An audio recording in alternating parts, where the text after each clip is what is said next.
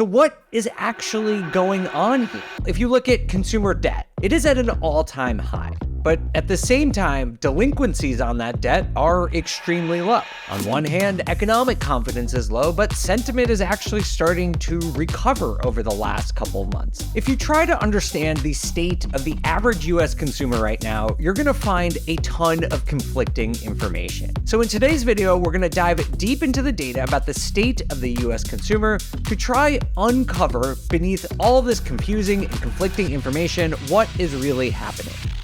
But before we get into that, I want you guys to meet my friend Dave. This guy literally wrote the book on real estate note investing for BiggerPockets, and his company, PPR Capital Management, wants you to be part of their newest real estate investment fund. With this fund, there are no tenants for you to talk to, there's no maintenance for you to do, there's no property managers. It's just headache-free cash flow. See, Dave and his team at PPR, they invest in mortgage notes and commercial real estate nationwide on your behalf, so you don't have to do anything. And since 2007, Dave's team has never missed a passive monthly income payment. I actually, truly, honestly became a client of PPR earlier this year, and so far it's been excellent. So if you're looking for cash flow and you're an accredited investor, you can get started at investwithppr.com. That's investwithppr.com. All right, so let's talk about the American consumer and what is the average American up to right now in terms of at least their spending habits. People are spending a lot of money despite all the economic uncertainty, a lot of the pessimism, which we're going to talk about in just a minute. People are absolutely still spending money. If you look at personal consumption expenditures, which is basically just a way of measuring consumer spending,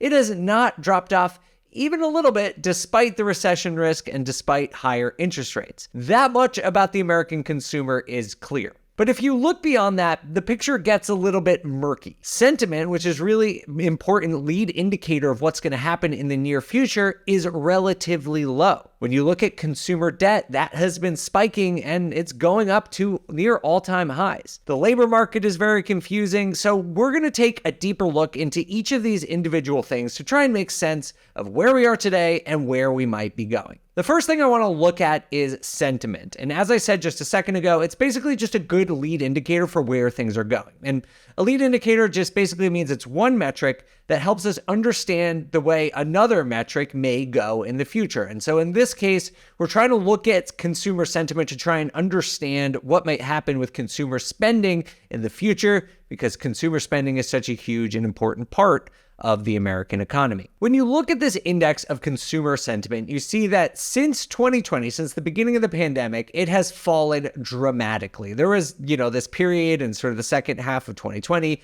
where the stock market started to recover and people started to feel a little bit better. But overall, as you can see, the trajectory has been very much downward. Surprisingly, though, it has been recovering over the course of 2023. Which, if you look at the labor market, it has been pretty strong, and maybe because inflation peaked back last year and has been coming down, but it's been coming down kind of slowly. So maybe that is what's going on. But things are starting to change a little bit. In the last month, from August to September, it did dip, and it was down year over year. And if you put that on top of the fact that it is just down on a historical level, like if you look at the long-term average, just eyeballing it, it's probably about 90 on this index, and we're at 68. To me, consumer sentiment doesn't look that good, even though it did recover sort of in the first half of 2023. When you look a little bit deeper at other measurements of sentiment, you can also see that people's feeling about their current financial situation is deteriorating. During this survey, people are asked whether they feel good about their family's current financial situation. And as you can see, it was actually pretty stable for most of 2022 and 2023. I don't know if that's because, people still had stimulus or what was going on, but clearly sentiment started to deteriorate just in the last couple months. Basically, since July of 2023, it has significantly dipped, and the amount of people who feel bad about their family's current financial situation has grown up. So when you look at these couple of things together, you see consumer sentiment is starting to fall after a couple months of optimism.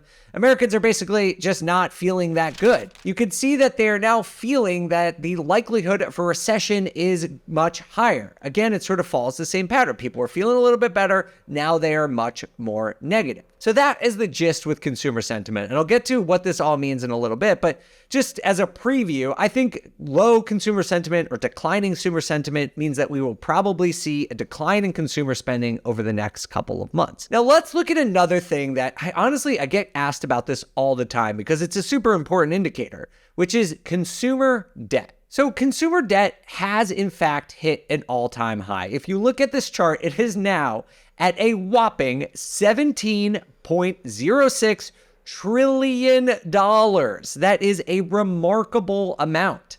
And you can see, I think, one, if you're looking for a tiny little silver lining here, it's that the last 2 quarters have been even. So it, for the last, honestly, 10 years, if you look at it, bottomed out in 2013, it has been just going up pretty linearly until the last 2 quarters where it did start to level off. So that is a good sign. But obviously, huge amounts of consumer debt are not what you want to see. But this chart includes mortgages, which I think is kind of its own category, because if you think about it logically, of course, total debt is starting to go up because property values have gone up so much. And so the amount of debt that people are taking on to buy everyday goods and services is a little bit different. So let's just look at a different indicator I like, which is credit card debt, because that shows what people are, using credit to buy everyday expenses. And again, credit card balances are also at an all-time high, obviously not a good sign. You can see that for a while during the pandemic, they fell, but they have just absolutely skyrocketed. And unlike the total consumer debt, which was leveling off, this, as of right now, as of the last quarter that we have data for, it is not leveling off. So to me, this is a really key indicator to watch. So to consider if this is going to cause a bigger issue, I want to look at 2 different charts here. The first is consumer debt service payments, which is basically how much people are paying every single month out of pocket to cover their debt expenses, as a percentage of their disposable income. So what percentage every month are they shelling out as the percentage of their disposable income? And if you look at it, it is up over the last, 10, 15 years. So that is a little bit concerning, but it has leveled off a little bit, and it is lower than it was pre-financial crisis. Now, no one really wants to compare things to pre-financial crisis, right? It's not like that was some model time that we should aspire to be at. So I do think this is a little bit concerning that it is starting to go back up. And this is one thing that I personally think I'm going to watch very carefully, because yes, total debt going up is concerning, but to me, it's how well are people able to pay that debt is what's really a sign for the broader economy. And this is creeping up. It has leveled off over the last 2 quarters, but if the labor market breaks or something else unfortunate happens, this could start to become an issue. It does look scary to see debt continuing to go up. I totally agree with that.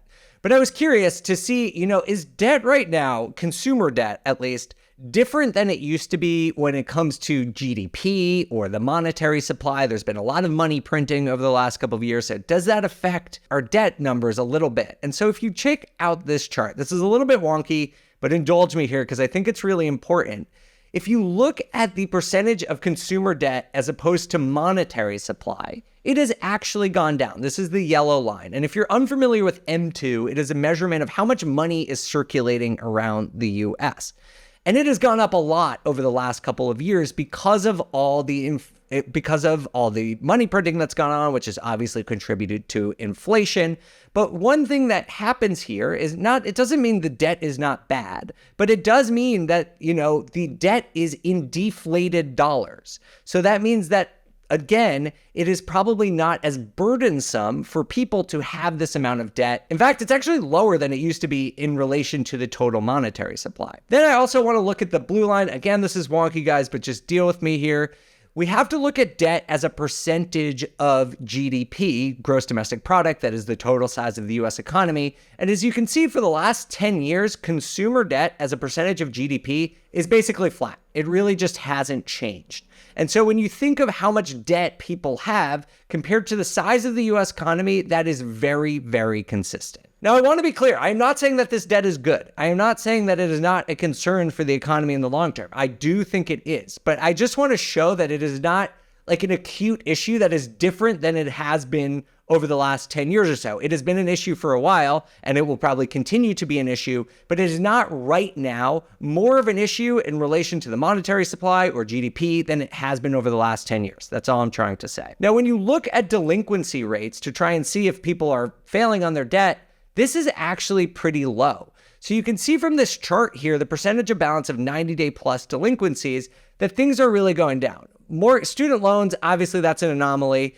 That just restarted. So we're going to see what goes on there because obviously the government just stopped that. So you couldn't be delinquent. So that we're just going to ignore that data point right now because, you know, the data is just skewed by government policy. So what you see here for mortgages is that they're remarkably low. You see that credit card debt is actually really low. You see that auto loans, they're starting to tick up a little bit, but they're actually still pretty low. And so what is going on here is although there is debt, as I said, because people have more money, even though it's deflated money, they are able to pay their debts. And so as of right now, again, this could all change, but as of right now, mortgage delinquencies, debt delinquencies are not very high.